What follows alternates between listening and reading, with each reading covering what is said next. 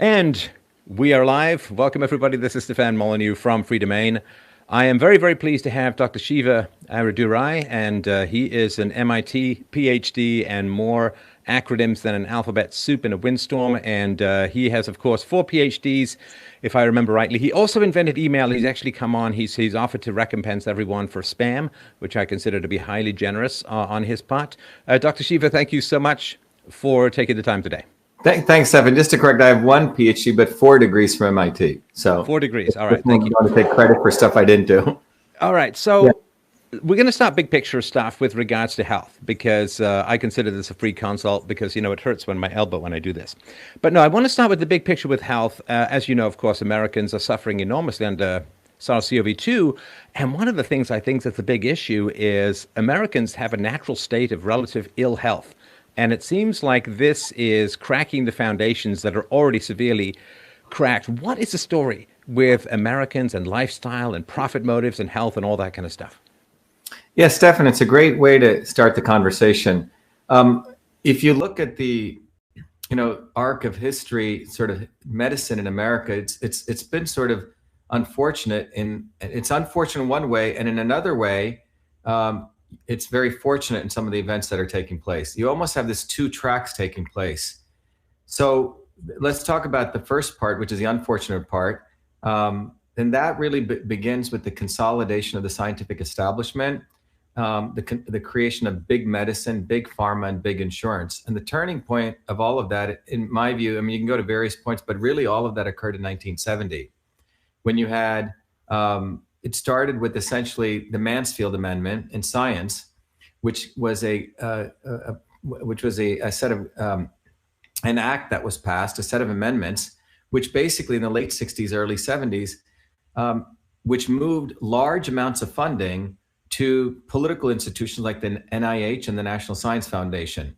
So what happened was, if you look prior to that, and if you look at it prior to the history of sort of science and innovation in the United States, it was always occurring by hobbyists, right? It was occurring on the edges, which was what made America significantly an amazing country, was because you look at the founders of the country, these guys were children of the Enlightenment, right? They studied science and engineering, and they had an appreciation, particularly for innovation. The founders of the country really created the patent laws, right, to support innovation. So anyway, you have that whole journey.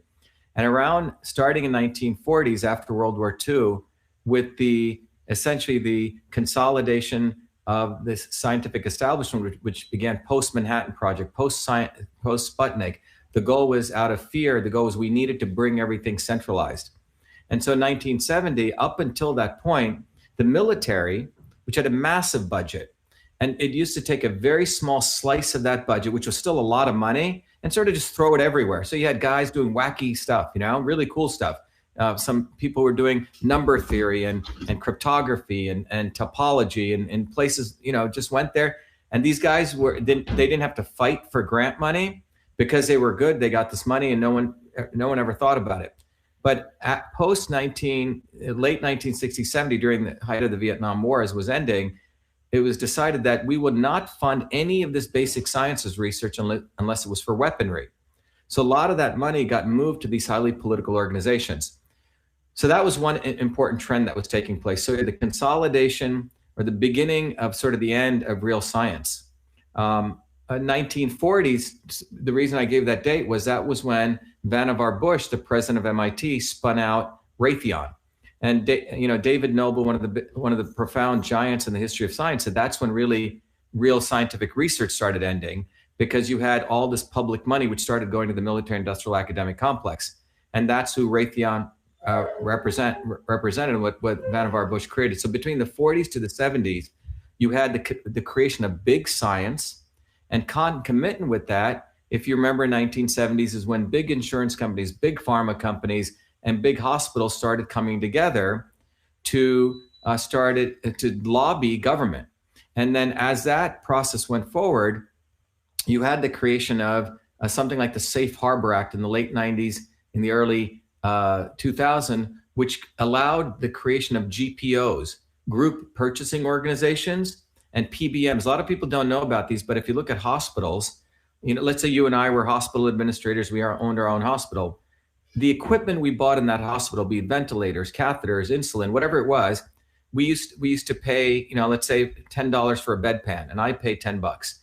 And all of the hospital administrators said, hey, look, why are we all paying $10? Why don't we come together and group purchase? So GPOs were created. Now, initially, these GPOs served the hospitals because they lowered the price from $10 maybe to $5. And eventually, these GPOs were controlling so much of the supply chain. They said, wait a minute, we're going to flip the model. We're going to not give 10 to 5. We'll give 10 to 8 or 10 to 7, and we'll give a little kickback to you. You and I. It was legalized corruption, and that legalized corruption was allowed by the Safe Harbor Act, which was supported by Congress. So you had big academia being created, big science, and now you had big hospitals, and they created these in-between guys called GPOs on the in-house side and PBMs, which controlled the supply chain to 3 or 4 major, like Walgreens. So you had middlemen who didn't do anything, Stefan, but essentially owned the supply chain contracts. And then you had essentially big pharma, big pharmaceutical companies, which basically recognize that there was profit in sickness. And pharmaceutical advertising was allowed, right? You start advertising industry, basically, there was a time that it wasn't allowed. And so you have big hospitals, big pharma, and big academia, big scientific establishment. And that's what we're witnessing right now. We'll talk more about that. But what we're seeing is a total convergence of those 3 entities, which don't give a damn about people's health, because it's not really about public health. This is about making enormous amount of profit. And the reason that's being motivated right now, when I finished my PhD at MIT in 2003, I had created a technology which could model molecular pathways on the computer. The reason that one of the motivations of that was we were recognizing in biology that biology had become dysfunctional, that biologists were looking at the parts, right? So you get a Nobel Prize if you understood how 2 proteins interacted. You could win a big Nobel Prize for that. But the notion of interconnecting those parts and understanding the body as a system was not part of the biologist's repertoire. So what was happening in biology was when the genome project ended, we found out we only had 20,000 genes. We don't have 100,000, 1 million genes. And in fact, we have the same number of genes as a worm. So biologists had thought complexity was a function of the number of genes, which means more genes, more complex. When an engineer knows that's not true. You could have 50 parts and someone else could have 1,000 parts. You could organize one linearly, but the 1,000, or you could organize a 50 in a very complex way. So complexity is really a function of interconnections. So that put biology in a new trajectory called systems biology. It was a new department MIT created under the Department of Biological Engineering, or a new field.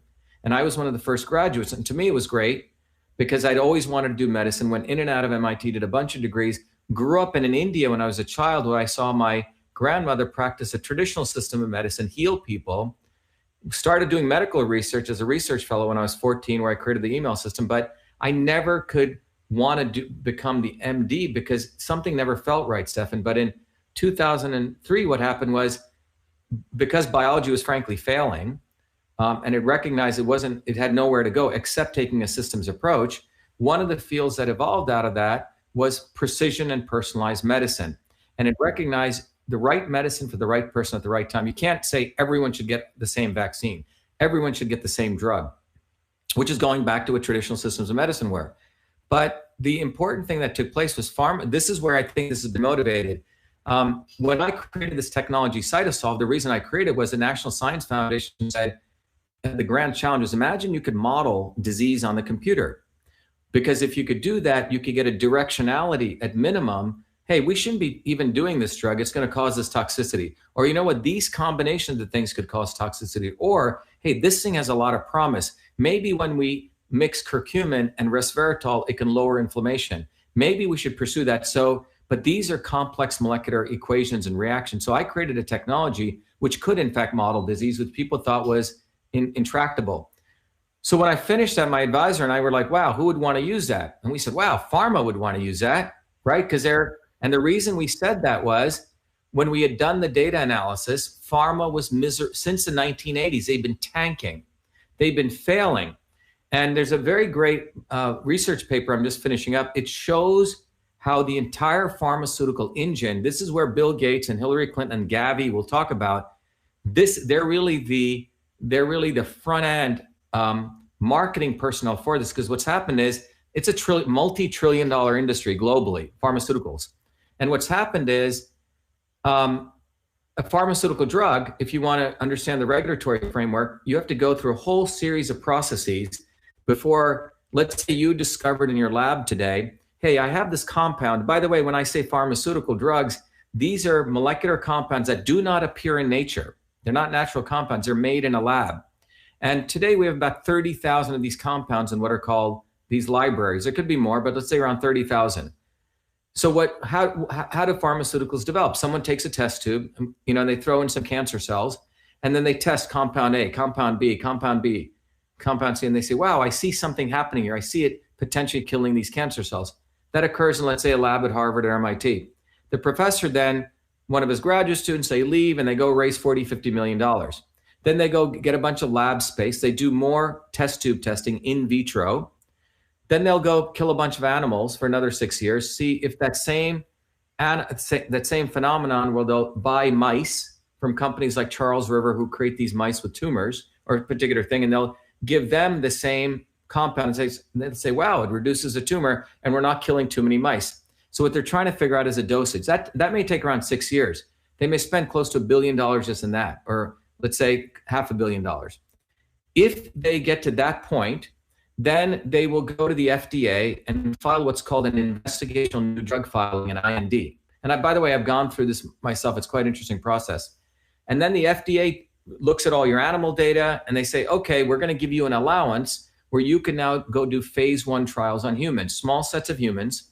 And then if you do that, then you can go to phase 2, phase 3. Well, that entire process can take upwards of 13 years, Stefan. Up to $5 billion. Now think about this business model. So now the day that you discovered, remember I said in the test tube, that's when the clock starts ticking because you may file a patent.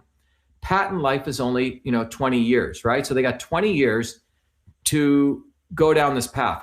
Now after 13 years, you only have 7 years of patent life left.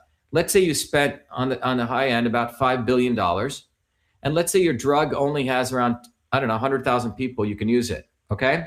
So that's 5 times 10 to the power of 9 divided by 1 times 10 to the power of 4, which is 5 times 10 to the power of 5, which is about $500,000. You're going to have to charge for that drug for, let's say, potential market share of 100,000 to make back your costs. Now, that's just to make your costs back. So if your market size only 100,000, you have to charge, so you're probably going to have to charge $1 million, right? A chemotherapy agent. So, and they only have 7 years before it becomes a generic. So what's happened is, and if your drug goes out there and it causes side effects, you and I can sue that company and we can recoup. So what pharma has realized is, Jesus, we're spending $5 billion. Then we have to go do, by the way, the marketing costs aren't even included in that. All the marketing they have to do. And then we may get a set of customers.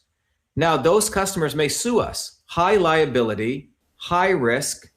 So that's but you also have to cover the costs of the trials that don't make it through to the end. Exactly. Right. So and by the way, only 20% of the things entering phase 1 make it. So when I created CytoSolve, I said, wow, I could help these guys, understand toxicities way up front. The problem is they move quarter to quarter to quarter, and they weren't interested in my technology. And frankly, I wasn't interested in them either. I really was interested in natural products. In fact, I could have helped them figure out if their vaccines worked or not. We put that out there. In fact, we applied for a DARPA grant, but they're not interested in that. What the reality is that their business model is already, it's like a locomotive engine. They do this and they do this. Remember, it's all about getting funding and getting VC money. And then when you make it to phase 1, phase 2, your stock price just takes a tick. They already have it figured out as a business model of moving it down that pipeline. It's about, okay, I made it through in vitro. Okay, I'll raise another 100 million at a higher valuation. Now I'll do my animal test studies. So the entire pharma model is pushing it down that pipeline, and you're cranking up the valuation of your company. And that's that model. It's not even about solving a disease. It's about making an enormous amount of money. But the problem is, once the regulatory framework came in there, and even the FDA, which is pro-pharma, was not releasing their drugs because of the side effects, they were in a conundrum. And to give you the numbers, year over year over year, pharma spends about, they putting in 30% increase in the R&D budgets. And they're finding year over year over year 30% less allowances. So their model's freaking failing. So that's happening over here. They're literally seeing the burning down of their industry. So pharma companies are now moving to a different area, vaccines and what are called cell therapies. These do not need to go through the same regulatory framework. In fact, they're treated as another class called biologics. So this is why if you look at the 30 vaccines for kids that were pushed forward by the CDC as guidelines, not one of them, Stefan, has gone through double-blind placebo-controlled studies. It's quite extraordinary. And one HPV vaccine that they claim they did, and I want to come back to that, talk about it, was absolutely fraud, what they did. And we'll talk about that. So they don't have they don't have to go through the same regulatory framework. And if you look at the history of this process, starting in 1962, John Kennedy signed the National Vaccine Act. And that was based on a very, very rudimentary understanding of the immune system, which is what's still used today by guys like Fauci and Gates to put forward it. It's very different than the understanding of the immune system that I've put forward. And in fact, I gave the prestige lecture at the National Science Foundation on this. They didn't invite Fauci or Gates to give that lecture. They invited me because of the knowledge I have around that. And we'll talk about that. But the fundamental issues, the very rudimentary understanding that they had of the immune system in 1962 was the basis post-polio vaccine, pre-measles vaccine that John Kennedy instituted the National Vaccine Act, which gave rise to the CDC and the powers for them to come up with the vaccine guidelines. So now follow after Kennedy signed that into law from 1962, 24 years later, 1986. Well, people were starting to report injuries from vaccines. They were suing the vaccine manufacturers. Now, instead of eliminating those vaccine mandates, because in those 24 years, we'd started to learn very different things about the immune system. What did we do? Well, his brother, Ted Kennedy, comes in. Reagan was a president, but it was democratically controlled House and Senate. And they basically said, instead of eliminating the guidelines, they said, you know what? They put a big Band-Aid on it. And that Band-Aid was to create the National Vaccine Injury Program. They were getting, 10s or 20 every day vaccine court filings. So what they did was this National Vaccine Injury Program literally in some ways destroyed the Constitution. They carved out part of the court system out of the U.S. judicial system, and they put it under Health and Human Services, a vaccine court, Stefan. And that vaccine court said they would adjudicate on behalf of the vaccine manufacturers the lawsuits. This means you shielded, you indemnified the vaccine manufacturers, and you set the limitation of liability, I think for death was around $250,000. And they made it a very bureaucratic process. Now, Reagan signed that very, very unwittingly because it was embedded into another bill that he wanted to get through, okay? So what ended up happening was the other Kennedy with Orrin Hatch and Waxman put together this massive Band-Aid, which basically created a Chinese wall for the vaccine manufacturers. Now, since then, there's been more injuries. And what's unfortunately happened is instead of the movement bottoms up, trying to say, get rid of all this nonsense, you've had guys like Bobby Kennedy, so-called anti-vaccine fighters. What they've done is they're part of the not so obvious establishment. And when I got into this, it took me a while to figure it out. Instead, they've been tweaking it, begging to legislators, protect our religious exemptions, do this. Instead of saying all of this stuff should go away, all of it. And what's interesting is who has been behind when you come back to now the big pharma, the big academia, and the big hospital establishment, that triumvirate, centered and founded by something very, very powerful, 3 foundations, 2 at least, and 1 more recently, the Gates Foundation and the Clinton Global Initiative, both together with the WHO, CDC, UNICEF, all these other people we didn't ever elect, okay?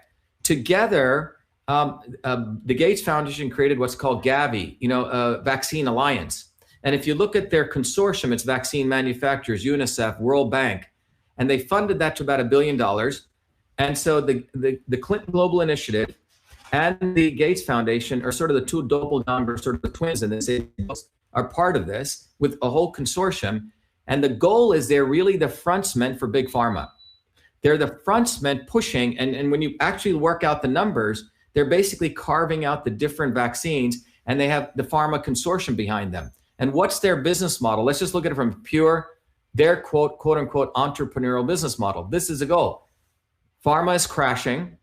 They're saying, wow, I create a drug, I only have 200,000, a million people who have cardiac disease, whatever, or 300 million. Imagine if I could create a product that everyone had to take, right? That's like the biggest business opportunity, right? Email was one of them, but you couldn't make money off that because I couldn't patent it at the time. But imagine if everyone had to breathe air and you had to charge for that. So imagine if we could get everyone having to get a vaccine. So, well, it's a replacement for the carbon tax, or at least a supplement to it, I suppose, because everybody uses energy. Exactly. Yeah. And so what's fascinating is the people who support the mass immunization of everyone are the same people who support the carbon tax nonsense. I did this video exposing the Paris Accords, which is out there. But if you look at those two, and in fact, if someone supports this and they don't do this, or they do this and not this one, they're probably the not so obvious establishment. Okay. So because, they play both sides. So for example, you have a Bobby Kennedy who attacks Bill Gates, but on the other hand, is mum on Hillary Clinton, in fact, endorsed her 3 times. He is he's against vaccines, but is pro-climate change. So we have the not so obvious establishment sort of being a chameleon to try to manipulate activists at the bottom. So if we look at this, where does all of this come from? If you look at the history of Big Pharma, they're enormously successful at amazing PR and marketing, and amazing. And I'll give you an example. Many years ago, separate from the invention of email in 78, in 1993, while I was at my PhD work, I had my next sort of life with email, where if you remember in 78 to 93, email was really used in the interoffice mail environment. But in 1993, something happened. Remember, the World Wide Web took off.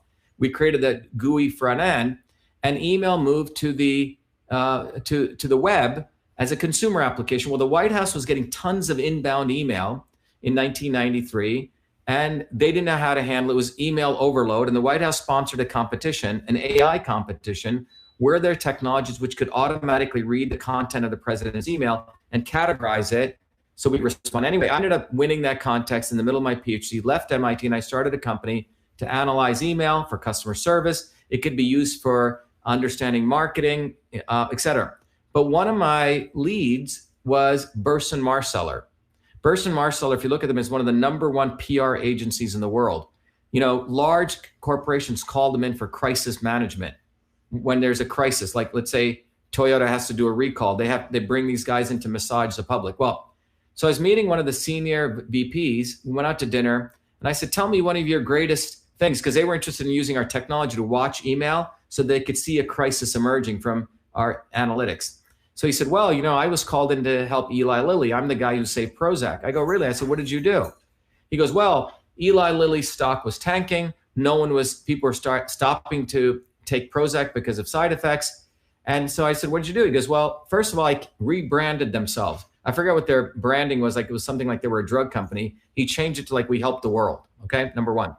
The second thing he did, which I thought was quite amazing, and it was unbelievable. He said, we created 2 nonprofit companies.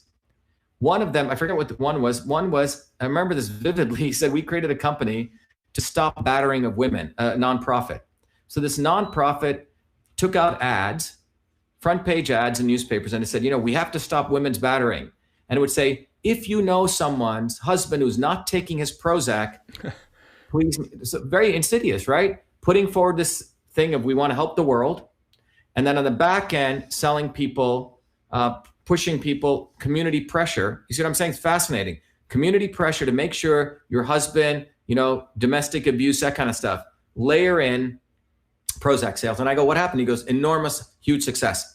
So now fast forward that to, and there's many examples of this. You watch the typical pharmaceutical ad, a horrible situation, you take the pill and utopia. Well, in 2015, the World Health Organization, the UN, et cetera, bunch of these collaborators created the Strategic Development Goals 3, SDG 3. What was SDG 3? It was essentially similar to this process. We're going to paint a utopia.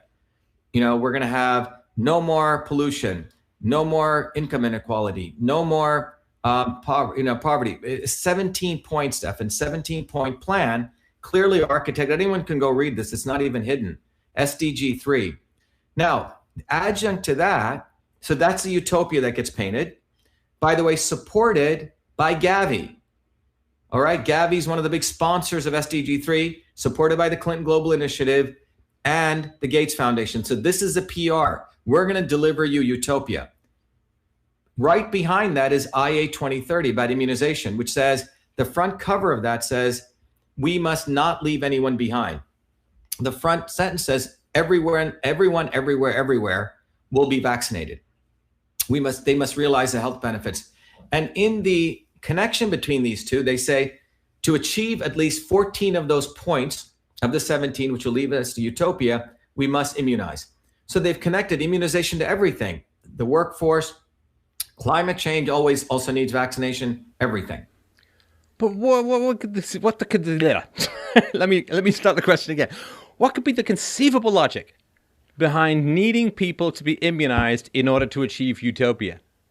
Well, think about it. So let's just step back as a business model.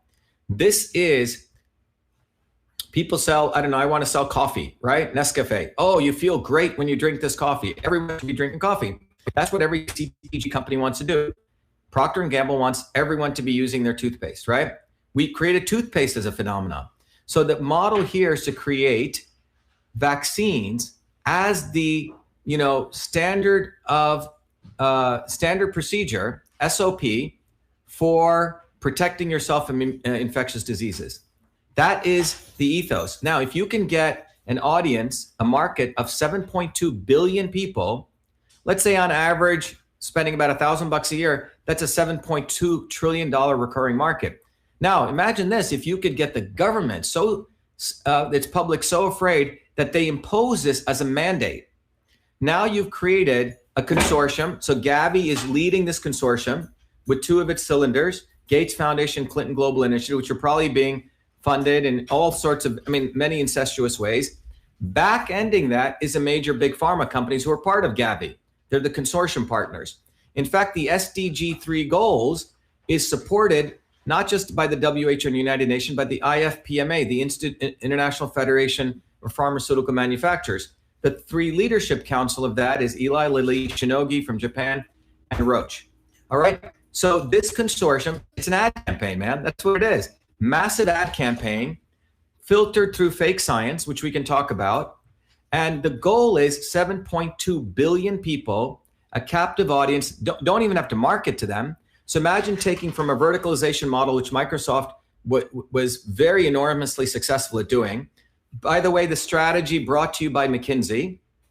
Gates Foundation hired McKinsey to map this out. So the model here is that the mandate of vaccines takes place, and you, just like it's no longer countries, right? Before the empires split up portions of territory. Now you're going to split up portions of people's bloodstreams. Okay, you own hepatitis B1 bloodstream. You own HPV. You own this bloodstream. So if you think about it from a pyramid model, you have God knows who the trillionaires names who we don't know, but right behind them is a visible deep state, the CDC, the WHO, the foundations, Chan Zuckerberg, et cetera. And behind them, you have the pharma companies who need this to serve their masters who invest in big pharma. Ooh, wait. I've had a thought. What if, Dr. Shiva, what if you could face a disease that mutated every year, and then it wouldn't be like a one-time smallpox or polio vaccine, but you got the hamster wheel of infinite cash coming your way? It's recurring revenue. Look, when I did email, right? Interesting enough, in 1978, people, asked, was it commercialized? Well, in the old time-sharing systems, we used to charge for it. Based on how much time you spent. So it was a recurring revenue model because the more email used, you made more. And the idea was to make email a necessary app. Fast forward to another application when I built this company, EchoMail, to analyze email. In our contracts, we made it a recurring revenue model. So once we put the license in, you paid us for so much email usage, and it was an annual contract. So every investor knows, every VC, every big guy in the market loves, not just you have to sell services, right? Services companies only get a 1x return, but if you have a company which you get recurring revenue, you get a much higher multiple on your stock price. So imagine, to your point, every year you have a new need for a new vaccine, new variations, new mutations. Now you have 7.2 billion people. Again, I use that $1,000 number. It could be 2,000, could be 100. My point I'm making is you have a beautiful recurring revenue model. And in order to get that recurring revenue business, what do you need? You need an amazing marketing campaign, a global marketing campaign. And that's what we're right in the middle of now. Whenever you do marketing campaigns, what do? You typically do a soft launch and then a beta launch and a gold launch. Well, the soft launch was Event 201. Test it out. How does it work out the kinks. In my view, we're in the middle of the beta launch, seeing how you do it in live. Now, the full launch will probably be next year. If they pull this off and scare everyone, and that's why I've been doing my videos and I've been out there educating people on the immune system, is that the full launch looks like this. Okay, do you want the economies to be crashed again? Do you want everyone to be in their homes? Look, let's just put everyone gets a vaccine card. You don't want your neighbor screwing up the economy, do you? Do you want Bob screwing it up? Do you want to have a driver's license? It's a nice economy you got there. It'd be a shame if something happened to it and you weren't allowed to drive. Exactly. Or you weren't allowed to take your kid to daycare, or you weren't allowed out of your home, or you couldn't go to your gym, or you couldn't visit your parents in another country. So that is what the goal is. It's a 7.2 billion person market opportunity worth, upwards of $10 trillion year over year. So from their standpoint, everyone says, well, why would they do this to the economy? Well, it's a return on investment.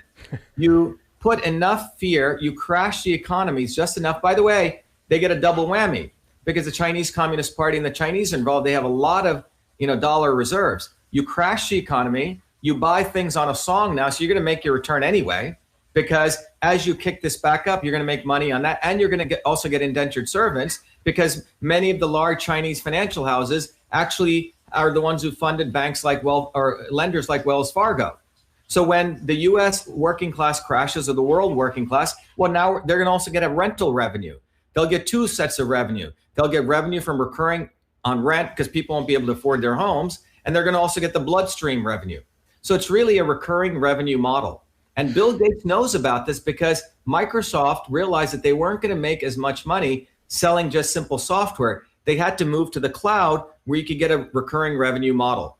So this is a well thought out business model. And that's why Gates funded hundreds of millions of dollars to McKinsey to do all of this. So those people listening out there, you need to understand these people are very sophisticated, highly organized, very adept. And that's why they not only have the avert frontmen like Gates, but they also have the people who confuse people, Stefan, who try to say, yeah, I'm fighting against vaccines, I'm for medical freedom. Guys like Bobby Kennedy. He hasn't done jack for vaccines. He's misled the movement. And when I got involved in this movement about, I've been in the health thing forever, right? Studying health systems, immune system. When I came into it, I said, something doesn't smell right. You're basically telling everyone should get the same vaccines. There's no vaccine safety assessment standards. But I said the only way out of it, we have to build a bottoms-up militant revolutionary movement, not this negotiating with legislators. That's what these nonprofits were doing. They take money from these poor moms who are afraid. Everyone was giving money to Children's Defense Fund, and these guys like Big Tree, right, who are starting to want to build his own media thing. But they didn't understand the fundamental issue, that this is so fundamental, we have to have an uprising bottoms up. So I led one of the big movements in New Jersey, which I said, screw this negotiating with these corrupt legislators. Let's march on the streets. They were so afraid they didn't pass the bill. They didn't even bring it up. That was January 6th, 13th, Stefan. And that's right after that is when you see the coronavirus start coming.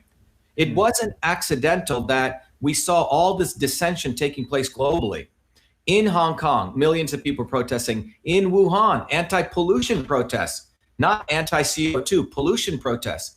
In France, Venezuela, India, a populist leader gets reelected. The United States, Trump. In the midst of all this anti-establishment commotion is when we impose this thing called a quote unquote a pandemic. So all of this is beautifully well orchestrated, but I just want people to think about this. Forget conspiracy for a second. By the way, it's not, there is a deep state, but just think about it from a marketing campaign over here with a product development strategy over here. That's what this is. Gates, McKinsey is the architect, and the Clintons, and they're probably getting paid off enormously on the back end. Remember, these foundations are enormous business operations where they literally steal money out of the public coffers, and they make us look, they want us to make, oh, isn't Bill Gates and Warren Buffett such nice people? They're giving away their money. They're not giving away their money. They're taking it out of taxes, and they're putting it in a foundation where they only have to give 5% of the assets away. They get to keep the other 95%. And then on top of it, they like to act, they make us think they're the saviors of the world. So they get triple whammies out of this. They get to keep their money, they get to look good, and then they get to control public policy. That's what's going on. And okay, so hang on. While you've dropped Dr. Fauci's name a couple of times, why is it that you have such distaste for our friendly little garden gnome of global health? Well, what is your issue there? Well, a number of things. As someone who's gone through, the academic world in and out, I used to teach at MIT, has done science. I've been, I published in the major peer-reviewed journals, a Fulbright scholar. I'm known as one of the leading guys in personalized and precision medicine. Now, the notion of science, two things that emerged from the biological sciences was we need to move to a personalized medicine. One size does not fit all. That's an understanding that even comes from conventional modern medical science starting in 2003. One size does not fit all. In fact, if anyone wants to Google personalized and precision medicine, it is the now and the future of medicine, which means you don't give everyone the same medicine. Now, look at Fauci and look at the history of the NIH. The NIH, starting in 1970 again, a guy called Shannon comes in, and he wanted to consolidate immense amount of power underneath him with the NIH. And that's when you saw the explosive growth of the NIH to become a multi-billion, $10 billion, $20 billion entity. 50% of the NIH funding goes to the biological sciences. So if you want to become a professor, Stefan, at any of the major universities, how do you become a professor? You don't just be a nice guy and you just publish papers. That's not how it works. You have 7 years from the time you graduate with your PhD and you start on that track, 7 years to get tenure. Well, how do you get tenure? You have to publish a series of papers in a specialized field, get yourself known, and this is the big and, you have to get your peers in that field. So if you're in cancer oncology or retrovirus oncology, or you're in mitochondrial membrane protein folding, I don't know, some very specific field, you have to publish papers in that field in those 7 years. And you have to get the other leaders, the people who've been doing for 20, 30 years to say, yes, Stefan is a great researcher. And they have to write reference letters for you. And they have to cite your research in their papers. So what this means is you as a young researcher must regress to the mean. The mean meaning what they have set as the standard, okay? You can't do wacky research, all the wild, innovative research. In fact, the NIH grants, I've applied for them. They're no longer about innovation. You have to, when you apply for a grant, you already have to have data for the thing you claim you're going to try to do in specific aim one. So it's all rigged for people who already have the data, who already are insiders. So this is one thing that needs to be understood. So when you look at that, Fauci, the NIH, where he's a central part of with Francis Collins, funds 50% of their money goes to billions go to biological sciences. So if I'm a young researcher, I'm never, ever going to say anything against the accepted narrative. I will never get funding. I will never, ever get tenure. Now, I know a lot of guys at MIT who know, I know the stuff about the immune system. They say, Shiva, everything you're saying is correct, but I'm not going to say anything against it. They have families to feed. Remember, science has become a factory, Stefan. It's not the old days of where you looked at science, you came up with cool ideas. It's not a hobbying thing, on the edges where people are doing, they went and got private funding and they had to figure things out. It's become a machine.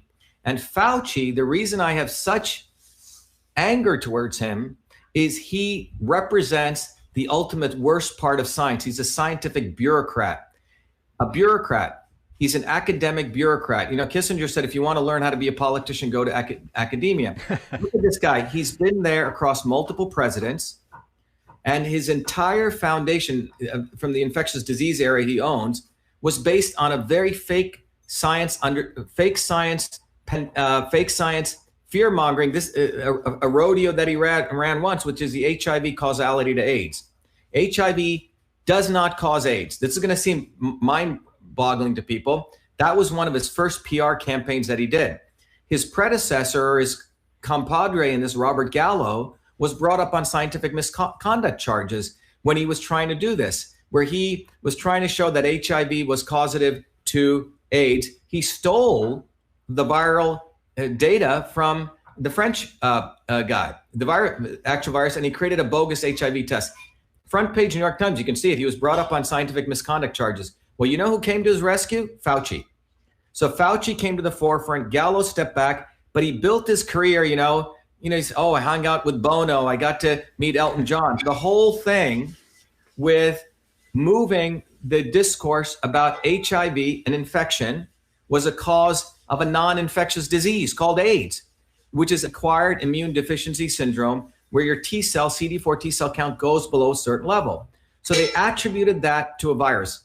Again, and what did that do? It created the entire multi-billion-dollar AIDS industry. It resurrected a drug which was never working called AZT off the market to an off-label use for AIDS, which, by the way, killed a lot of people. The reality is, I think 60% of Zambia has HIV. They're not dying. And one of the people that really exposed this was a real scientist, Peter Duesberg. Peter, one of the earliest tenured professors at Berkeley, one of the earliest people to get into the National Academy of Sciences, a multi-NIH grantee, a grant award winner, he said, wait a minute, this causal relationship doesn't fulfill Koch's postulates. What are Koch's postulates? It's the foundations of virology, for which Robert Koch was honored. He won a Nobel Prize. And Koch's postulates go like this. If you're the district attorney, you want to pin the crime on this virus or bacteria, you got to show at least four things. One, if you have someone with the disease, let's say scurvy, by way of example, and you want to show this virus causes scurvy, you have to find an abundance, not like one little virus, because everyone has a virus of something, an abundance of that virus in that person who has scurvy, step one. Then you have to be able to culture that virus in a test tube or a petri dish. Step three, you have to be able to take that virus, inject it into an animal, a host, and show that that animal also experiences the same disease state of that original. And then you have to be able to culture that back from that animal. Now, HIV never fulfilled Koch's postulates, and this is what Duesberg brought up. And to give you an idea how serious this is and how real it is, Stefan, when I was at MIT, I had read Duesberg's work back in 1993, and it all made sense to me because, and I'll come back to that. But Fauci built his career on that. I remember taking John Essigman's class. John is one of the leading toxicologists in the world, an amazing professor. And John, in our class on systems biology, we got to viruses. And John was talking about viruses, virus infections, blah, blah, blah, blah, blah. And we were talking about the AIDS virus. And I was in the back of the room, around 40 graduate PhD students, very smart people. And I said, John, is it not true that HIV doesn't cause AIDS? Okay. The entire class comes to a complete silence. Now, because it was that was a narrative. Now, this is at MIT, the #1 institute in biological engineering. Now, John Essigman was very honest. He said, what Shiva is bringing up is a very good point. He's bringing up Peter Duesberg's work that HIV's relationship to AIDS does not fulfill Koch's postulates. And then John Essigman also went on to say, and John's a tenured professor at MIT, he said, I know Peter. He's a very well-respected scientist. But what happened to Peter Duesberg was they vilified him, they attacked him, they marginalized him. Peter stopped getting any of his NIH grants. So who was behind all this? Fauci. Now, Fauci has built his career as essentially a prostitute for big pharma. That's what he really is. Wait. Hang on. Sorry. I'm hanging onto the back of the sled here as we go bouncing down this hill of knowledge. And I've just lost one of my hand grips here. Okay, so we've got HIV, the virus. I guess that's like SARS-CoV-2 versus COVID-19, the manifestation or the disease. You got HIV, the virus, and you have AIDS, the syndrome, which is it's not the HIV doesn't kill you as far as I understood it. It lowers your defenses against something else, which is going to come and kill you like pneumonia or something. So just help me understand where the causality changes based upon the common narrative. Okay, in one of the early works, Peter and other researchers looked at the first 87 AIDS cases. Remember, they always, if you ever see how they write it, HIV/AIDS, just look at how it's branded, HIV/AIDS, HIV or AIDS. And I remember my sister's an MD. When I found out about this, I said, hey, this is not true. She goes, oh, you're crazy, blah, blah, blah. Now, 15 years later, she says, you're absolutely right. It's AIDS-related disease. Let's get down to the specifics. What is AIDS? What is AIDS? It's a term used to describe a condition in your body in your adaptive system, remember you have the innate system, which is all the macrophages in your body that react when you first get hit with some type of pathogen in your gut bacteria in your eyes, etc. That's your early stage immune system. There's another part of your immune system called your late stage immune system, the adaptive immune system, which are sharpshooters. And those are controlled by T cells and B cells, respectively. They create an antibody for that pathogen. Okay. So the thesis here is, you have lower T cell counts below a certain level. And when you have that, you have acquired immune deficiency syndrome called AIDS. Okay. Now, is that clear? So your T cell count, so that means your adaptive system is compromised. Well, how did that happen? How do you get there? Well, HIV caused that. That was what the thesis was. When you actually go look at the first 87 AIDS cases, by the way, CDC statistics are horrible. You notice that most of those people had AIDS had all sorts of other viruses in some stuff, Stefan. They have CMV, and stuff. But everyone has viruses in them all the time.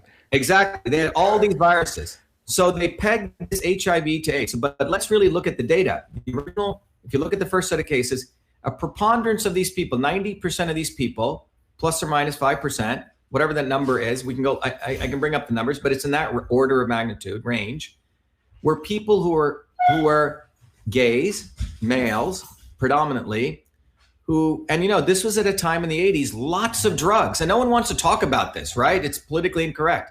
Lots of drugs. A gay individual in that environment may have 1,500 partners. That was not rare. And they were consuming something called amyl nitrates. People should look it up. That's a vial. You break it under your nose, and yeah. And it increases orgasm. Wait, I sounded way too experienced with that. I've just read about it. I just want to know it's not my weekend activity. Go ahead. Remember, there's not one paper still written showing HIV causes AIDS. People should bring it up and we can have a debate on it, okay? So Duisberg brings this point up and he says, however, there are 200 unequivocal papers showing amyl nitrites is a carcinogen and cause Kaposi sarcoma, which is what people get their skin all screwed up, those blotches, that's Kaposi sarcoma. 200 papers written on that. Well, these guys were doing tons of amyl nitrites, partying all late at night, having multiple infinite number of partners, lots of drugs, okay? So that was that majority of the group. Well, you know what happens when you do that? You lower your T cell count. You destroy your immune system. Now, when you destroy your immune system, you're going to have all sorts of viruses in you. That's why people started cooking the books. Oh, wait. Okay, so this is why the fabled jump to the heterosexual population never occurred, because majority of heterosexual people are not doing amyl nitrate and having 1,500 partners. Wait, 15. And remember, this was a decadent lifestyle at that time. It was. Yeah. Look, I had a very close friend of mine at MIT. Many years later, he came out of the closet and he ended up getting AIDS, and they put him on AZT and he died. And I said, Arnold, and it's a friend of mine, and because when Duisberg's work first came out, it said those 87 people fell into three groups. First group was this 90% of the people, okay, who were these predominantly male gays partying amyl nitrates. The second group was IV drug users, and people said, the needles. Bullshit. That's not what it was. It was a fact of the enormous amount of drugs that they were doing that also lowered their immune system. The third group was people who were getting blood transfusions. It wasn't the virus traveling through the blood. You know what it was? It was when I give you, if I were to, knock on wood, it never has to happen, you have to get a blood transfusion. What do? They give you immunosuppressive drugs because you don't want your immune system to attack, right, the foreign agents in the blood you're receiving. Well, if you get 2 shots of immunosuppressive drugs, you probably have to go to the IV, to the ICU, because you're in an immunocompromised situation. That's what the three groups were, Stefan. But wait. Sorry to keep interrupting. But doesn't HIV attack the T cells? And if it's amyl nitrate, how do you explain the prevalence in Africa? HIV is a virus that's everywhere. It's not in Africa, lots and lots of people have it, and their population is explosively growing. People aren't dying. It's another virus. And this comes back to what we need to talk. We have 380 trillion viruses in our body. 380 trillion. Okay? The mythos that has been created is this fear-mongering that viruses and germs are all going to kill us. What actually happens, Stefan, now let's talk some science. The true science is you have this thing, an operating system in your body called the immune system. It's one of the most oldest operating system that has gone through, in fact, invertebrates, vertebrates to create you. We would not exist if we didn't have an immune system. And if that immune system hadn't gotten, if you believe in the evolution, this entire process, or even if you believe in natural design, human beings would not freaking exist if we didn't have this amazing operating system called the immune system. And it's gone through various revisions to make us come here to be these human beings who build all this stuff. Okay? That immune system, the way it interacts with the outer world is to live in coexistence with it. When a pathogen attacks you and hurts you, it is not the pathogen that's destroying you. So everyone needs to get the science here. The science that is assumed by the fake news media and is promoted, unfortunately, by MDs who are not well trained at all. They don't learn this in medical school. They learn maybe the innate and the adaptive. They don't learn about the microbiome. They don't learn the following. If you ask a typical MD, what does the virus do to you? How does it work with Ebola? Well, the virus enters and it destroys your heart tissue. That's what you'll hear, right? And you start bleeding from inside out. Or the virus will attach your epithelial and you're going to start getting edema. Well, that's not what happens. This is what actually happens. Virus comes in. Your innate system, which is all the things in your skin, your eyes, your throat, first interacts with it. Your macrophages, neutrophils. Now, if your body is reasonably strong, you may have a sniffle, this. That's why in a family, 5, 10 people, the wife may get the cold and others don't. Depends on the stage of the immune system. So if you're in that condition, based on your stage of your innate immune system, you battle it. Maybe you get some sneezing, coughing, a little bit of fever, and you're done. Now, if that system doesn't work, you have what's called the interferon system, which is another amazing system, which upregulates all these different kinds of cytokines, which further protect your body. Okay, hang on. Upregulate cytokines. Please break that out for me just a little. Yeah, my PhD work was on what's called the interferon system. So just stepping back, remember I said in 1962, they had a very nascent understanding of the immune system. So in 1962, the understanding of the immune system was the following. You had 2 boxes. One box was called the innate immune system, which was everything I described, the early stage infantry, the Marines, when you get hit with the virus, they just start shooting everywhere. The secondary part of that system was called the adaptive immune system, which means it was very specific. It was like Navy SEAL sharpshooters. For that particular virus, it would create what was called an antibody using the T cells and the B cells. All right? Now, that was basically the understanding of the immune system. And part of this understanding is, in order to create, to mimic immunity, we're going to put a vaccine in you, which will be a pale shadow of the actual virus coming in, like the measles virus. We're going to kill it a little bit, and we're going to force your body, right, to create those antibodies, to create what's called immunity. Now, the problem is the vaccines weren't working when they just gave the deadened form of the virus. The body wasn't creating that inflammatory response. They said, shoot, let's start adding other things. And what did they add? A little bit of aluminum, some mercury, some other stuff to create that. So that the goal of that was for your body to create this inflammatory response to create the antibodies, okay? But that entire understanding was just based on these 2-box model of the immune system. When I gave my, the distinguished prestige lecture at the Science Foundation, the reason they asked me to do this is because when you take a modern systems biology approach, you realize there's many other boxes, Stefan.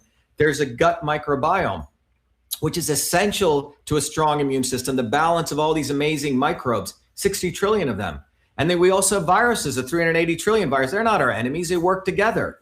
And then we have the connection between our gut to our brain, the neural system. But in between all of this is a very powerful system called the interferon system. The interferon system was also discovered around the 50s.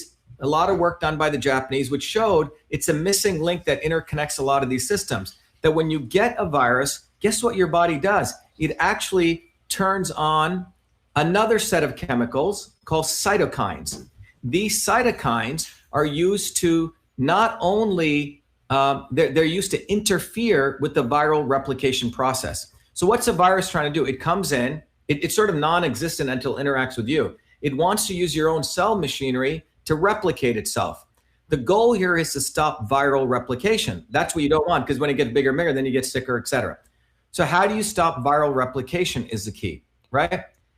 When you really look at a virus. Now go back to the HIV/AIDS issue that I'm bringing up. So if your immune system is compromised, what actually happens?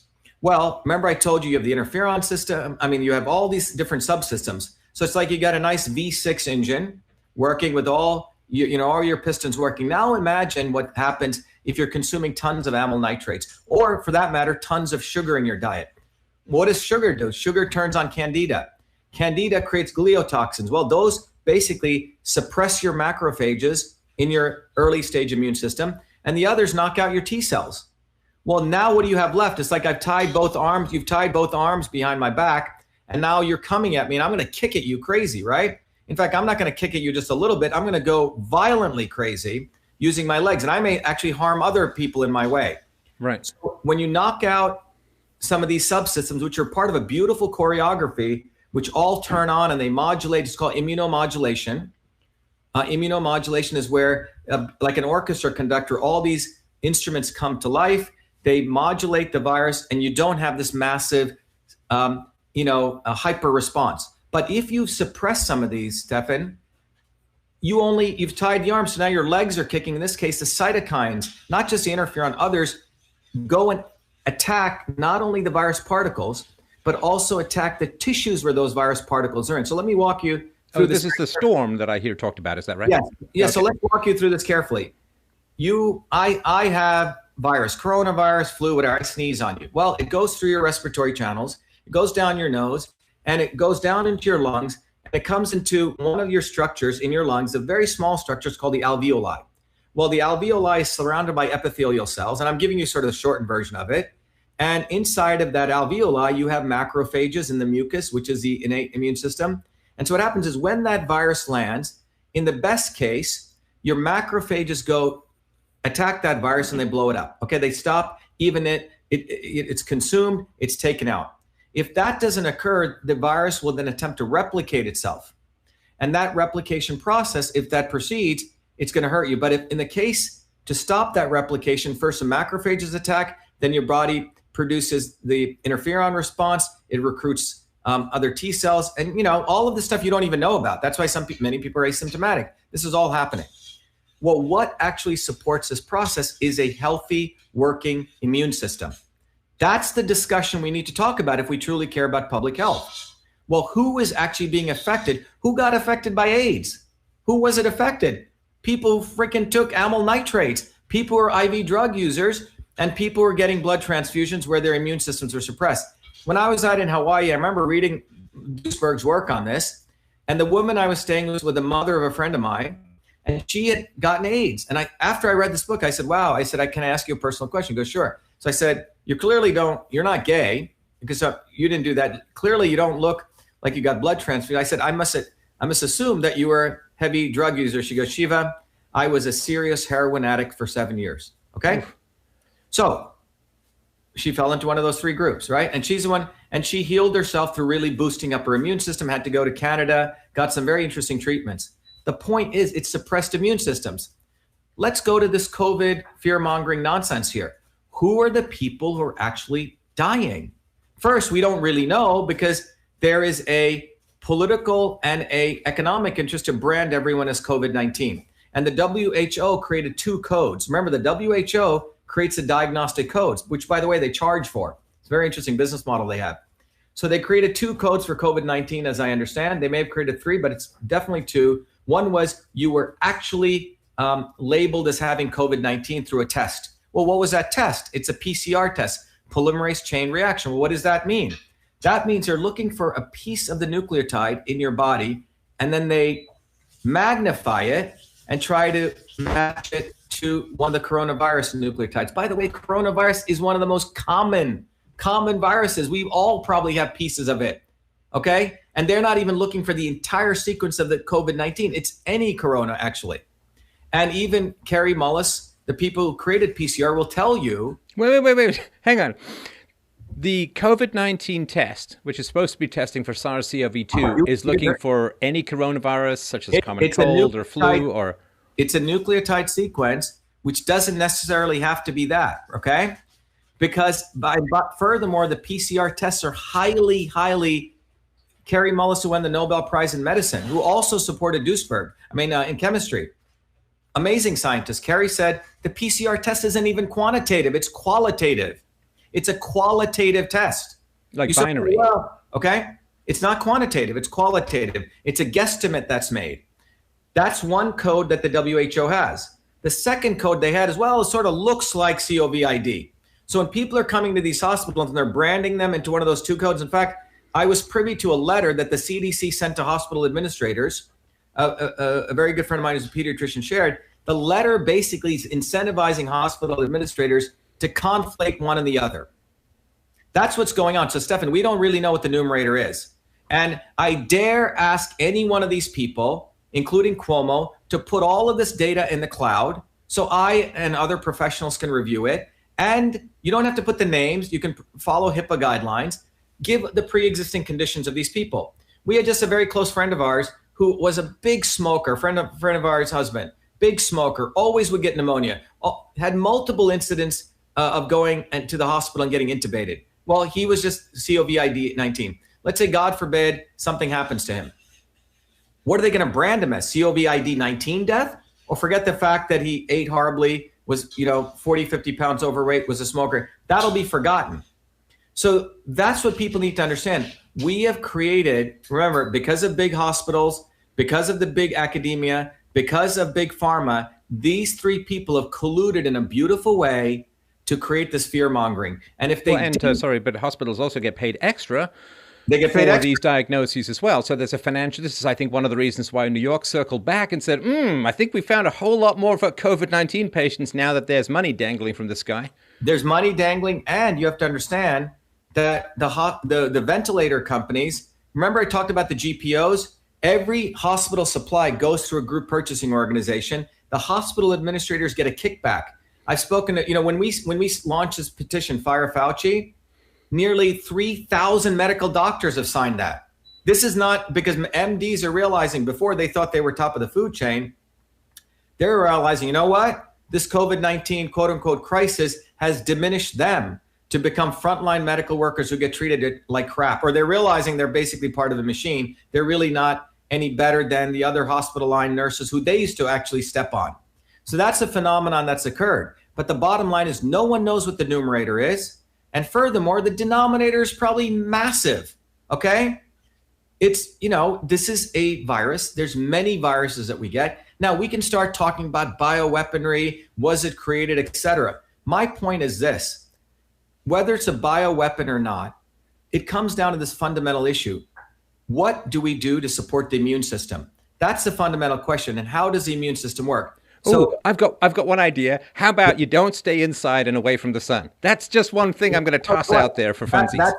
That's one. Let me give you something even more powerful. I just did a video on this. Something even more powerful than that. Forget even foods. I can talk about supplements. Let's talk about something even more powerful. You know what that is? Social interactions. The number one reason, there's been a longevity study done many years ago. The number one reason, when they looked at many, many cultures, they wanted to figure out why people live long. The number one reason, Stefan, was here are the top three reasons. And the top three did not include food. You know what the number one was? Social interactions. We're social animals. We're dogs, not cats. We need each other desperately. Health is communal activity. Well, you can even, you can see dogs, you don't give a dog enough. Anyone, you can destroy someone. You can actually destroy someone. By way of example, I was brought up here, but there are sometimes Indians, Indians have this arranged marriage model. It's a very interesting stuff that's not talked about. Indians, after they emigrate here, some of them still want to maintain connection to their culture. They'll go back to India and get back in an arranged marriage. They'll find some woman in a village. Poor woman has a huge social community. Bring her out of that, bring her to the United States. They're married and the husband goes to work and she's now stuck in a little suburb with no friends. So many suicides. These people, we just had another close friend of mine. His wife had depression 40 years ago, very extroverted person, completely well for the last 40 years. She just relapsed into massive depression because she can't go to the Y, she can't play bridge, she's lost all of her connection. There are a set of people who need those social connections. I would argue most of us, and if you don't have that, the research by Stephen Cole, by the way, there's a 1988 landmark study which clearly showed that lack of social isolation would lead to detriment worse than high blood pressure, worse than obesity, and worse than even smoking. You might as well start smoking, okay? If it gets you friends, if you have a cigarette and you have friends, you're better off. Right. But that's been scientifically shown. And then at the molecular systems level, the work of Stephen Cold with humans and macaque monkeys, socially isolating them, at the gene expression level, it's shown that your body will upregulate genes which are inflammatory, and downregulate, which means suppress genes which cause antiviral activity. So think about that. So social isolation leads to viral infection and cancer and a number of other diseases. And I'm sorry, I just wanted to interrupt as well. I've noticed that, the left often has this goal of getting you deplatformed, of getting your reputation so shattered that you're socially isolated. To me, this has always struck me as a kind of biological attack. It's an attack upon your immune system. It's an attack upon your very health, because reputation and social gatherings, they're very, very important to us. Yeah, so it's really the old model of some religions had, guilt and shame. Right? So you guilt and shame somebody, and that's how you destroy them. So the goal is to guilt and shame people. And part of that guilt and shame, that's what we're seeing. We're seeing people with masks, people without masks. And what's fascinating for me to observe is, I'm running for US Senate, as you know. We ran last year against a fake Indian. This year we're running against both the GOP establishment and the Democratic Party on the Republican ticket. But we have to collect 20,000 signatures to get on the ballot. And we actually do it by hand. We have an amazing network of volunteers who love us. We have huge friendships. We're very close. We actually go collect. The other sort of cheaters, the 3 lawyers I'm running against, they hire people to collect their signatures. We've never seen them out there. We go out there and collect signatures, Steph. And what's fascinating is we will go to working class neighborhoods in Central Mass. Plumbers, electricians, they don't care about this nonsense because they know it's bullshit. They come out and sign. Where we go to Cambridge, all these educated elites, people wearing ventilators, ski masks, although, it's wild. You see the actual difference with common sense folks who can appreciate what's going on, and really people are the vulnerable elites. As my friend Dick Lindzen used to say when he talks about the climate change, people fall for that. But that's what we've seen here. We've seen the fact that getting back to Fauci, if you truly cared about public health, he's not making one comment. Let's take the really bad people. When I sent the letter to President Trump, I said, one of the groups of those people are the people with serious crisis situation. They're about to go on ventilators, and we know there's only a 10 to 15% chance they're going to survive. Well, what are they doing with those people? Well, here's a person, supposedly COVID, whatever it is, doesn't matter. They're in a crisis situation, which means their lungs are filling up with water, edema, fluid. And so that little alveoli, one of those alveoli, let's say, has fluid in it. It's half filled. And let's just take simple physics, simple Boyle's law. You have a structure which has a certain volume, and now it has less volume. Well, the pressure is going to increase. So now you're putting these ventilators are not just oxygen. They're actually pumping air, pressure.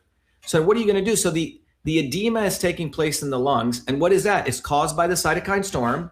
Your body is in a reflexive, overreactive stage. It's eating away at its own tissues in some sense. And then now you're putting more pressure in. And there's a beautiful paper I shared, which really shows how the high pressure ventilation exacerbates that. So that's why you're basically, one of those doctors was saying that you're basically drowning people in their own fluid. The solution to that has been shown over and over and over again in multiple studies is high dose, therapeutic dose vitamin C. So cheap. It's not $100,000. I don't know how much these ventilators cost, $3,500. It's probably pennies on the dollar. And you don't need an expert to administer it. And you don't need an expert. High dose. I told, when I wrote to the president, I said 100 grams over 24 hours. Even if you take a less dose, which is, by the way, in the literature, 10 grams to 15 grams over 6 hours, what do you find? Why is vitamin C powerful? Well, first of all, it eats up reactive oxygen species, which is an antioxidant. It modulates the immune system. There's a chemical called GAPDH, which your overreactive macrophages start putting out. Well, it blocks that. So now you've modulated the immune system. It stops viral replication, and you've supported that. And it inhibits NF-kappa beta, which really causes inflammation. So it's a 4-part thing. And what are you going to lose? Why aren't they doing it? Stefan, I had one of the large newspaper reporters call me. She goes, Shiva, can you tell me why you're recommending IV vitamin C? And I had a long talk. She says, everything you're saying makes so much sense. I take care of my health. I take vitamins. I said, are you going to publish anything I said? She goes, I probably won't be able to because my editor will stop it. And I said, isn't that unfortunate? But that's because the ads from the pharmaceutical industries own the media. Exactly. So you have a situation where none of these people like Fauci care a damn about public health. What he cares about is whether he creates his legacy of winning some medal, whether he does the bidding. Look, he's on the leadership council of the Gates Foundation, They created a plan called the Global Vaccine Plan. He's on their leadership council. Okay. So we didn't elect him on that. So this guy is an institutionalized creature who knows how to manipulate people. That's how you survive in academia. I mean, academia is totally about, I'm not talking about science. Academics make it by total manipulation. They spend 90% of their time how to get this graduate student, how to write this grant, how to phrase things. They're the masters of fraud. Okay. Well, and the whole peer review system is utterly garbage. I mean, the replication crisis is hitting it's even hitting physics, which used to be it's already hit the social sciences, it's hit psychology. The replication crisis is huge in science. And then when we criticize this, we're considered to be like medieval, superstitious, anti-science people. It's like, I'm very pro-science. I'm anti-government programs like pseudoscience. Well, if they also revere Einstein didn't publish one paper peer reviewed. Right. His last paper he submitted to, I think, Physical Letters, they said, Dr. Einstein, we want to send it to peer review. He goes, what are you talking about? His view is, how could peers review anything? You see, peer review is about regressing to the mean. That's what it's about. So you're eliminating people with new ideas. So the issue should be citizen science. That's one of the platforms. So my platform for our campaign, Stefan, is quite unique, and that's why I think it's created a global wave. Sorry to interrupt. Give people the website for your campaign before you go into that, because I do want people to be able to find you. So everyone should go to Shiva4Senate.com. That website is our campaign site. When you go to the top of that site, you'll see our logo is Truth, Freedom, Health, which has been one of my things for nearly 15 years. So just as part of me. So it's not like I'm running a campaign. We had, consultants help us. This is me. You're getting the authentic person here. So Truth, Freedom, and Health. And what do I mean by that? We have to fight for freedom. You talked about censorship. Without open discourse and debate, without the ability to have, disagreements openly, we will never practice the scientific method. We will get into scientific consensus. That's sort of fascism, right? That leads to fiction, not truth. So scientific consensus leads to fiction. Scientific method leads to truth. So we need freedom to get to truth. One of the things I've promoted as a solution to that is we need to have a Digital Rights Act, which means a United States Postal Service, which this sounds really weird to people. When I was doing a thing with Scott Adams, Scott didn't get it. And then he goes, oh my God, what you're saying makes sense. And others now get it. The Postal Service was created by the founders of the country. So I could transact a communication with you. It just happened to be in paper mail. And if anyone interfered, it was a 20-year sentence in prison. The Postal Service has a police force. So 1997, when email volume overtook postal mail volume, I could see the writing on the wall. I went to the heads of the Postal Service. I said, you guys should be offering a public version of email, a public version of YouTube, and the Facebook equivalent. Oh, that's covered under the Non-Interference Act. Exactly. Yeah. Encryption ain't going to do it, Stefan, because we don't have any rights. Because everyone will try to, encrypt. And the Postal Force is a police force. They thought it was a crazy idea. Anyway, it's interesting to see the Postal Service is going down again. And I was actually commissioned by the Inspector General in 2013 to write 2 reports to show how they could make billions. Because my thought was, you and I would probably pay about $50. And remember, this would be a competitor to Facebook and Google, but more importantly, they couldn't interfere. If you want to use Google, great. So that's the Digital Rights Act. That's how we get freedom. We can start conversing in the digital world. Freedom and truth comes from Citizens Rights Act. That's my second solution. What does that mean? That means we need to destroy the scientific establishment. And that destruction will only occur if we recognize that when we fund public research, that data is my data and it's your data. When they do research experiments, it should go right to the cloud. If someone does an experiment on a mice, whatever they do, put it to the cloud. It's my data. I'm pretty smart. There's 1 billion other people or 100 million other people in this country who are smart. Download that data. So first thing this will affect is, where is all the climate change data? I want to see it. Oh, sorry to interrupt, but was it the original hockey stick graph? Once they released the methodology, they realized you could plug random numbers into it and get a hockey stick graph. Exactly. So the issue is, we need to go to citizen science. We need to take the power away from the academics. Because remember, in the Indian caste system, the academics were the Brahmins, the scribes, and that's what we've created. Fauci is really a quote unquote a Brahmin, okay? Who's a scribe who advises the king, in this case, the politician. He's always there, right? Presidents come and go, this guy's always there. They shouldn't allow these guys to be in there this long. In fact, we should eliminate tenure. Tenure should be taken away. Let these guys teach and then go back and work. Especially tenure, of course, was originally to keep people who had unpopular opinions from getting fired. Now, all it means is that people with unpopular opinions will never be hired. Exactly. The third part of this is on the health side. We need to decentralize medicine to the edges. The health can only emerge from the relation between me and the healer, because the body is such a freaking complex system. To mandate medicine top down is a concept of a depersonalized view of the body. Whereas modern medicine is realizing one size does not fit all. So when you look at a guy like Fauci, he's practicing everything which is anti-human, anti-medicine. Number one, he's practicing exclusivity. A small cult of people are going to decide. Second thing, he's practicing centralization of authority. A few set of people. Opacity. How are all these decisions being made?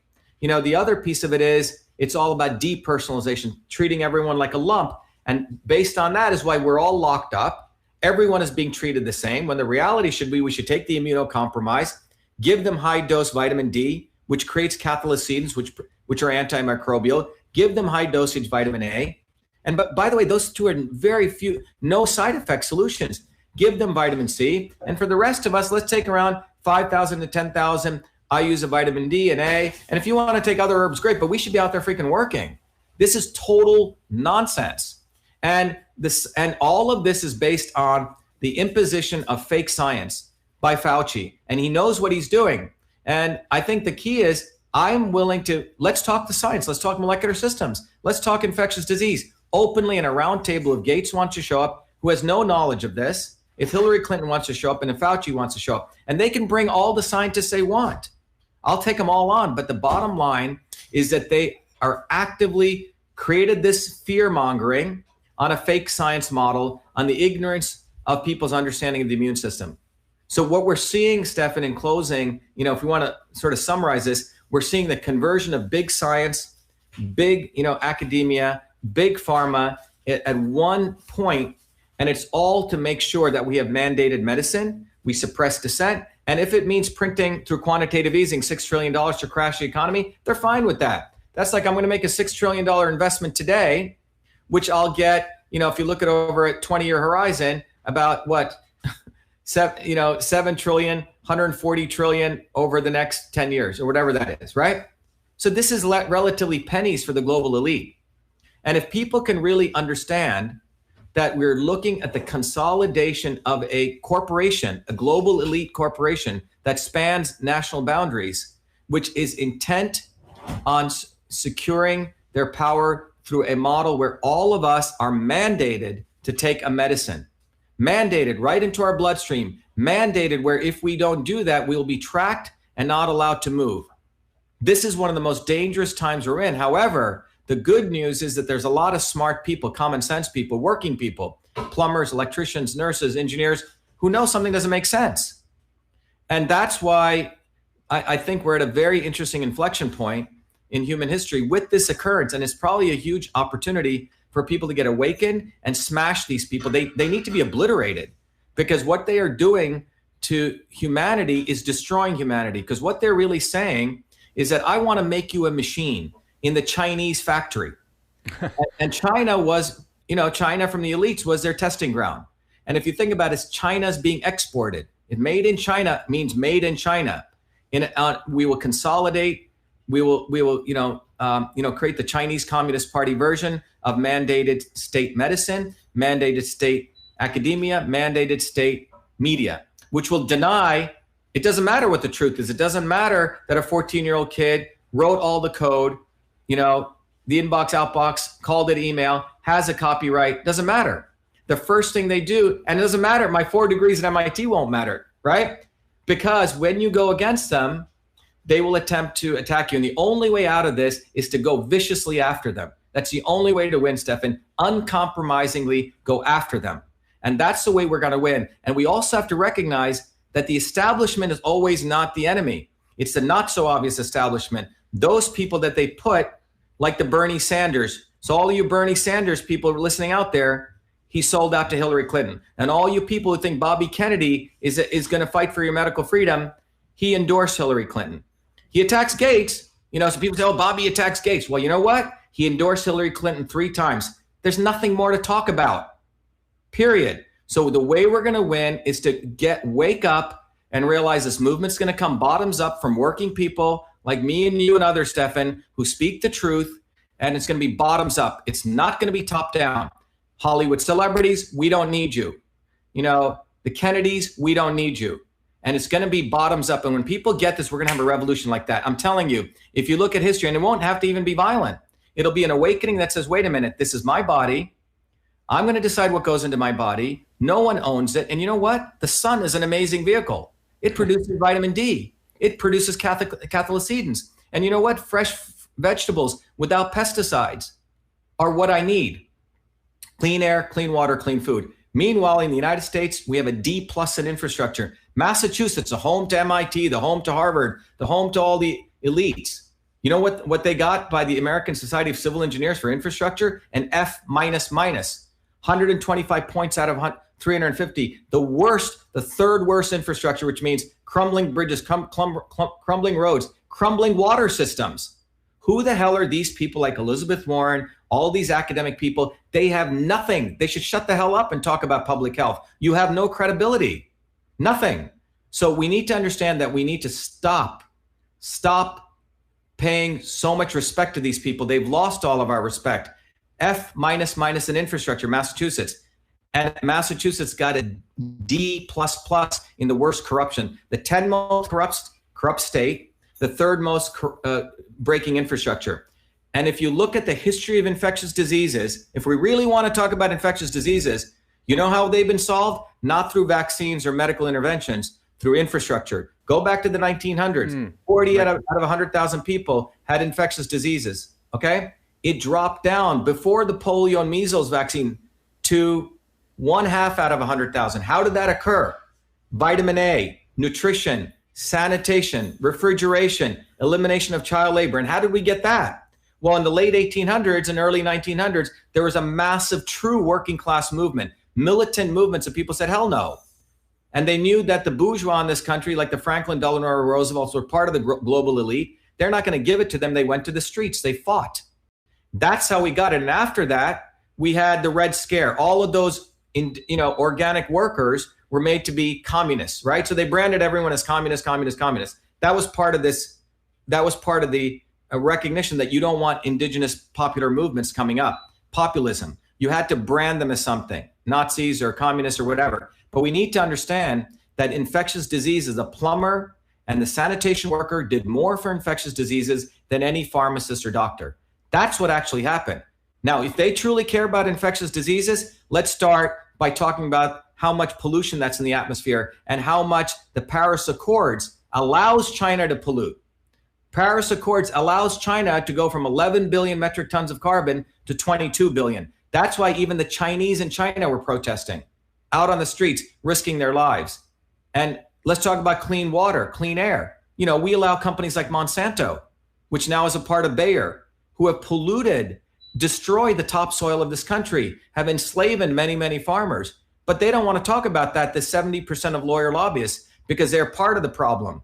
They do not want to talk about clean air, clean water, clean food. They don't want to talk about the 30% obesity. They don't want to talk about the 800, 700,000 people die of heart disease and so on.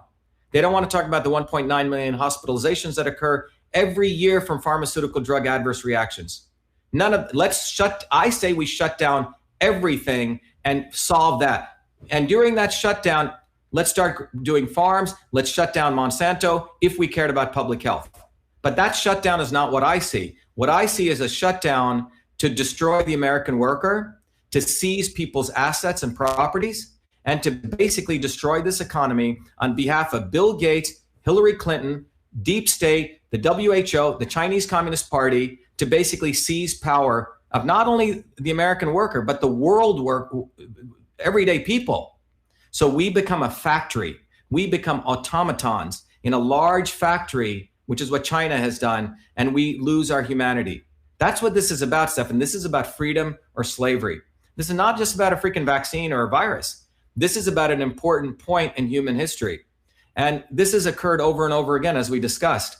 But I think we have an enormous opportunity, actually, to rise up and to reclaim our destiny as human beings. Well, I've said from the beginning that SARS-CoV-2 is doing a much better job of attacking our liberties than attacking our bodies, and that to me is the real. It's the body politic that is really succumbing to this horrible virus. Listen, I really, really appreciate your time. I really feel illuminated, educated, mind blown, and please go and check out Shiva for Senate. And thank you so much for your time. I'm sorry that we didn't get to people's questions. Perhaps we can lure you back on. Certainly, this has been, wow, quite a number of people watching this broadcast. So Stefan, a great pleasure. Let everyone go to shivaforsenate.com. If you support the campaign, I've actually created a book and a tool that people can actually understand how their body is a system. It's a very powerful educational tool. And in this time of economic distress, if you can't donate to get it, write to me at vashiva@vashiva.com. And we are also giving away scholarships. And anyone in Massachusetts that's listening, or people you know in Massachusetts, tell them to go to Shiva for Senate, scroll down and have them click a button where we will mail you a nomination ballot so you can sign it and get it in so we can get on the ballot. Everyone should do that. We need to win. This is not about winning a Senate election. This is about a victory in the center of the deep state that will be such a massive defeat to them. Just by getting on the ballot will be a significant defeat. Winning the Republican nomination will be a second defeat, and becoming the next U.S. Senator will be a massive defeat. So that's the journey that we're on, Stefan. Well, I actually just would, I mean, if I were in Massachusetts, I would do it just to see you cross-examine Dr. Fauci, which would, I think, be something for the ages. So thanks again, Dr. Shiva. A great pleasure, and we'll talk again soon. Very, yeah, thank you.